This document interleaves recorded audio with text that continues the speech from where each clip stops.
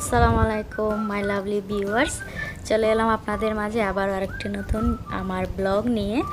তো মাঝখানে আমি আমার ব্লগ দিয়ে তারপরে উদাও হয়ে গিয়েছি, তারপরে আর কোনো খবর নেই। তো আজকে নিয়ে আসলাম আপনাদের জন্য আরেকটি নতুন ব্লগ।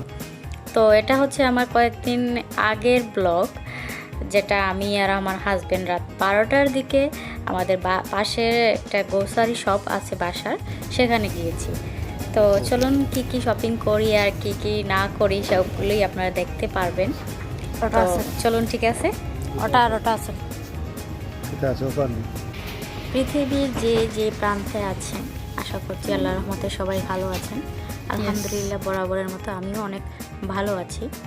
তো আমার ব্লগে আজকে থাকছে আমার সংসারের টুকিটাকি শপিং, যেটা আমি আমার হাজব্যান্ডের সাথে করে থাকি। যেহেতু আমি দুবাইয়ে নতুন আসছি, 6 মাস আপ হলো, তাই আমি তেমন একটা বের হই না।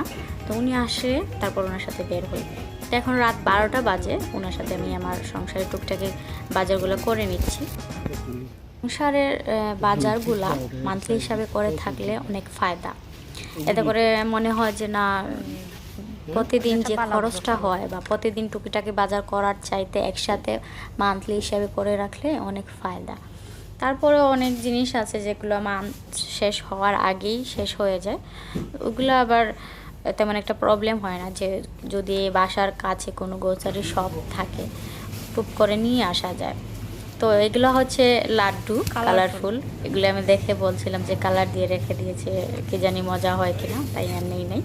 তো এখানে চলে আসছি যে কিছু কাঁচা সবজি নিব। তো ভাবছিলাম প্রথমে করলা নিব, তারপর ওনাকে জিজ্ঞেস করলাম যে আপনি কি খাবেন, কি নিব আপনার জন্য। উনি বললেন যে তোমার যা ইচ্ছা তাই নিয়ে নাও। তারপরে আমরা একটা লাউ নিলাম, একটু পরে দেখতে পারবেন কি কি নিলাম আমরা এখান থেকে। তো এখানে আমরা যেহেতু রাত 12টায় আসছি, তখন প্রায় সবজি তেমন একটা ভালো পাইনি, যেহেতু অনেক মানুষ তো প্রচুর থাকে। সবাই তো চায় তার বেস্টটা নেওয়ার জন্য, সবাই নিয়ে গেছে। তো আমরা একটু পরে গিয়ে যাই পাইলাম তাই নিয়ে এলাম, অবশ্য ভালোগুলোই নিয়ে আসছি। তো দেখতে পারবেন এখানে আমরা একটা লাউ নিলাম, একটু পরে দেখতে পারবেন। লাউ নিচ্ছিলাম আর মনে মনে ভাবছিলাম বাসায় তো ইলিশ মাছের মাথা আছে, ওইটা দিয়ে রান্না করব। আসলে আমরা বাঙালি, লাউর প্রতি সব বাঙালিরই একটা দুর্বলতা আছে, বা সবাই বাঙালি বলতেই লাউয়ের স্বাদটা মানে মুখে লেগে থাকে, বা চিন্তা করলে মানে জিভে পানি চলে আসে যে লাউটা কীভাবে খাবো, চিংড়ি না ইলিশ না এই যে আমরা বলি ইয়া মাছ, লাঠি মাছ, অনেকে বলে লাঠি মাছ, অনেকে বলে, আমাদের সিলেটে বলি আমরা চেঙ্গি মাছ, অনেকে বলে কি জানি মাছ বলে, এমন তেমন একটা মনে নাই। ওইটা দিয়েও রান্না করলে কিন্তু অনেক ভালো লাগে। তো এখানে আমরা আলু দেখছিলাম, তো প্রায় বস্তার মধ্যে দেখছিলাম আলু কিছুটা মানে ফাটা। তো বলছিলাম যে ভালো দেখে আলুর বস্তাটা নাও। তো ওইদিকে আমি আবার টুপ করে চলে আসছি যে রসুন লাগবে, রসুন নিয়ে নিলাম। তারপর আমি ওনাকে বলছিলাম যে আপনি চালটা নিয়ে আসেন, আগামী দেখতে পারবেন একটু পরে, চালটা নিয়ে আসেন। উনি চলে গেছেন চাল আনতে, আর আমি এদিকে ঝাল কাঁচামরিচ যেটা সেটা খুঁজছিলাম। তারপর পেয়ে গেলাম, এই যে ঝাল কাঁচামরিচ আমি নিচ্ছি। আমার কাছে ওরকম মানে কিছু কিছু মরিচ আছে যেগুলো সাইজে অনেক বিগ, কিন্তু জাল তেমন একটা নেই। এই কাঁচামরিচ থেকে অনেক বিগ, কিন্তু জাল নেই। তো ঝাল ছাড়া কাঁচামরিচ আমার কাছে মোটেও পছন্দ না, তাই আমি ঝালটা খুঁজছিলাম, খুঁজে তারপর পেয়ে গেলাম, এখানে নিয়ে আসছি ওজন করার জন্য। তারপর দেখলাম তরমুজটা নিতে চাইছিলাম, পরে দেখি যে উনি আগে নিয়ে আনিছে ওই যে বাস্কেটে রাখা, তারপর আমি আর নেই। তো এখানে এসে দেখি যে উনি শশা নিচ্ছে। তো ওনাকে বললাম যে অল্প করে নিন, বেশি নেওয়ার প্রয়োজন নেই, যেহেতু ওইগুলো বেশি ফ্রিজে রাখলে ভালো লাগে না খেতে। অল্প অল্প যে কোনো জিনিস ভালো, অল্প নিলে তারপর তাড়াতাড়ি শেষ হয়ে যাবে, তারপর আবার নিতে পারবো, কোনো সমস্যা নেই। তারপরে এই যে এখানে কাউন্টার করার পরে আমরা চলে যাব বিল পে করতে।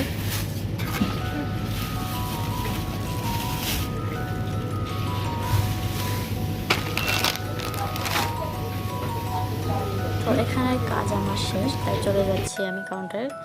আমার হাজব্যান্ড চাল নিয়ে চলে আসছে, এসে বলছে যে তোমার আর কিছু লাগবে কিনা, আর কিছু নিতে চাও কিনা।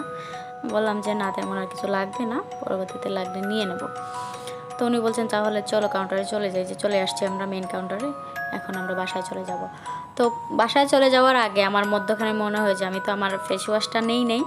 তো এগুলা কাউন্ট করার পরে আমি আবার চলে গেছি আমার ফেস ওয়াশটা নেওয়ার জন্য। তো ওইখানে গিয়ে আমি আমার প্রিয় কিছু বডি স্প্রে পেয়ে যাই, তো ওগুলা নিয়ে নিই।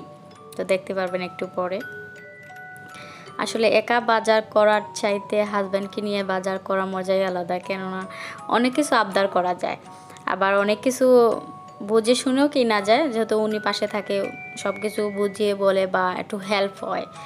সংসারের মান্থলি বাজার খরচটা কিন্তু অনেক বিগ, এটা কিন্তু এত সহজ না। সো একসাথে করা অনেকই ভালো। তো আমার ব্লগটা আজকের মতো এই পর্যন্তই। কি বয়স দিছি আর কি বলছি জানি না, আশা করছি আপনাদের কাছে ভালো লাগবে। আর যদি কোনো ভুল হয় অবশ্যই ক্ষমা সুন্দর দৃষ্টি আমাকে দেখবেন, আর অবশ্যই কমেন্ট করবেন, লাইক করবেন। যারা যারা নতুন আমার ভিডিওগুলো দেখছেন অবশ্যই সাবস্ক্রাইব করবেন, আমার পাশে থাকবেন, আমাকে অনেক বেশি উৎসাহ দিবেন যাতে আমি আগামীতে আরও পৌঁছাতে পারি। সবাই ভালো থাকবেন, আল্লাহ হাফেজ।